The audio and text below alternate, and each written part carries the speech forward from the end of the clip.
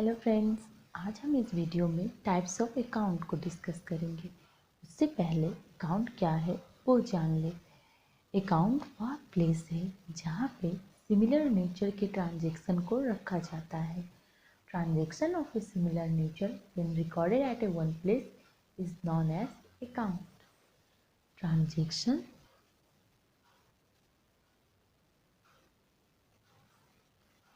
Of a similar nature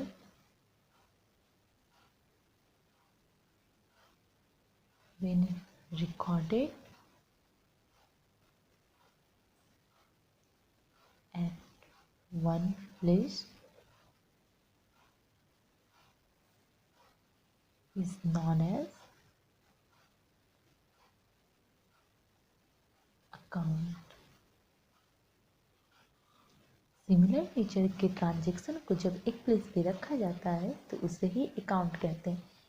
अब हम जानेंगे टाइप्स ऑफ अकाउंट। ये दो प्रकार के होते हैं, ट्रेडिशनल अप्रोच और golden rules. Account based on accounting equation और मॉडर्न अप्रोच और डायमंड रूल। अब हम देखेंगे कि ट्रेडिशनल अप्रोच को अकाउंट्स को किस प्रकार क्लासिफाई किया गया है। Classification of accounts as per traditional approach. First है real account and second is nominal account, third is personal account. अब सबसे पहले हम यहाँ रियल अकाउंट को समझते हैं। रियल अकाउंट वो अकाउंट होते हैं जो एसेट को रिप्रेजेंट करते हैं। इसमें सभी टेंजिबल इंटेंजिबल सभी प्रकार की वस्तुओं को रखा जाता है। मतलब कि रियल अकाउंट में उन सभी चीज़ों को रखा जाता है जो एसेट से रिलेटेड होते हैं।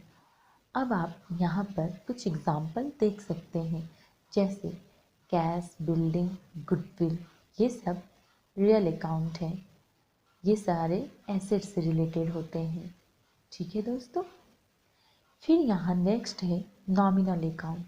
नॉमिनल अकाउंट वो अकाउंट होते हैं जहाँ इनकम और एक्सपेंसेस का रिकॉर्ड करते हैं। जैसे कि आप नॉमिनल अकाउंट के कुछ एग्जाम्पल देख सकते हैं, सैलरी, वेजेस, डिस्काउंट, रिसीव या पेबल, कुछ भी हो सकता है रिसीव। ये सारे नॉमिनल अकाउंट के एग्जाम्पल हैं। नेक्स्ट अकाउंट है पर्सनल अकाउंट। पर्सनल अकाउंट वो अकाउंट है जो किसी person, institution, corporate bodies, organisation को रिप्रेजेंट करता है। पर्सनल अकाउंट के एग्जाम्पल हैं बैंकिंग, इंस्टीट्यूशन, सप्लायर्स, कस्टमर्स, कोई भी कंपनी। जैसे कि आप यहाँ देख सकते हैं, सप्लायर, कस्टमर्स ये इंडिविजुअल पर्सन को इंडिकेट करता है। फर्म्स, ऑर्गेनाइजेशन, ये इंस्टीट्यूशन है जो पर्सनल अकाउंट के एग्जाम्पल है। ठीक है फ्रेंड्स। अब हम देखेंगे गोल्डन रूल्स फॉर जर्नलाइजिंग, यानी कि जब जर्नलाइजिंग किया जाता है तो गोल्डन रूल्स किस प्रकार अप्लाई होता है। तो सबसे पहले आता है रियल अकाउंट। रियल अकाउंट का रूल्स है debit what comes in and credit what goes out. तो जैसा कि हम जानते हैं कि रियल अकाउंट एसेट को रिप्रेजेंट करती है, तो बिजनेस में जो आता है वो डेबिट और जो जाता है, यानी कि बिजनेस से जो कुछ बाहर जा रहा है उसे क्रेडिट करते हैं। यदि किसी बिजनेस में एसेट का इनफ्लो होता है, मतलब एसेट बिजनेस में आ रहा है, तो डेबिट होगा, और अगर एसेट आउटफ्लो हो रही है, मतलब कहीं बाहर जा रही है, तो क्रेडिट होगी। इसी एग्जाम्पल के माध्यम से समझते हैं। जैसे कि बिजनेस में कुछ परचेज़ किया, गुड्स परचेज़ किया, तो परचेज अकाउंट डेबिट या गुड्स अकाउंट डेबिट, क्योंकि बिजनेस में गुड्स आया और हमें कुछ, जब गुड्स आया तो हमें कुछ पे करना पड़ेगा, तो cash account credit to cash होगा, यानी कि परचेज डेबिट और कैश कुछ बाहर जा रही है तो वो क्रेडिट होगी। ठीक है दोस्तों। नेक्स्ट हम जानेंगे नॉमिनल अकाउंट। नॉमिनल अकाउंट का रूल है all expenses and losses are debit and all incomes and gains are credit. मतलब कि जितने भी नुकसान और खर्चे हैं वो डेबिट होंगे और जितने भी आय और लाभ है वो क्रेडिट होंगे। ओके, अब नेक्स्ट है हमारा पर्सनल अकाउंट।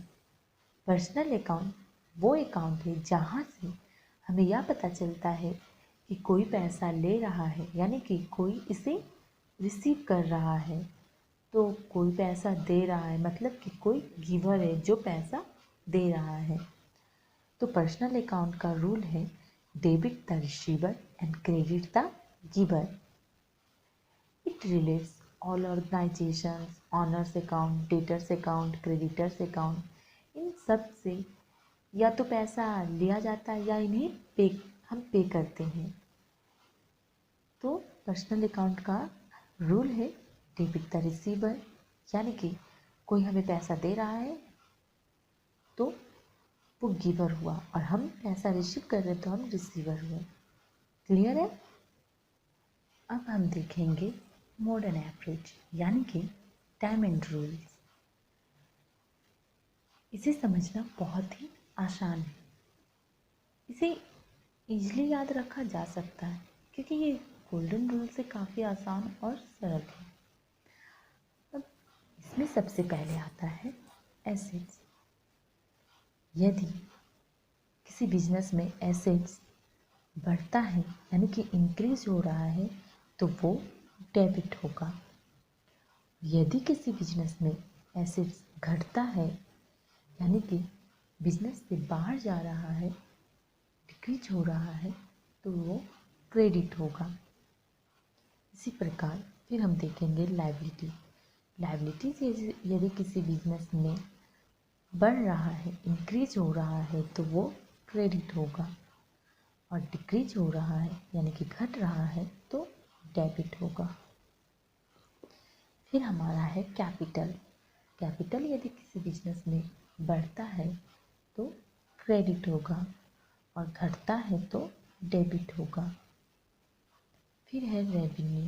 रेवेन्यू मतलब इनकम या गेन। यदि किसी बिजनेस में इनकम रेवेन्यू हो रहा है यानी कि बढ़ रहा है तो वो क्रेडिट होगा और रेवेन्यू अगर घट रहा है, डिक्रीज हो रहा है, तो वो डेबिट होगा। फिर हमारा है एक्सपेंसिव। एक्सपेंसिव या लॉसेस जब बिजनेस में बढ़ता है यानी कि इंक्रीज होता है तो उसमें हम इसे डेबिट करते हैं और यदि एक्सपेंसिव घटता है, डिक्रीज होता है, तो उसे क्रेडिट करते हैं। क्लियर है दोस्तों? यदि आप मेरे चैनल पर नए हैं तो इसे सब्सक्राइब करना ना भूलें।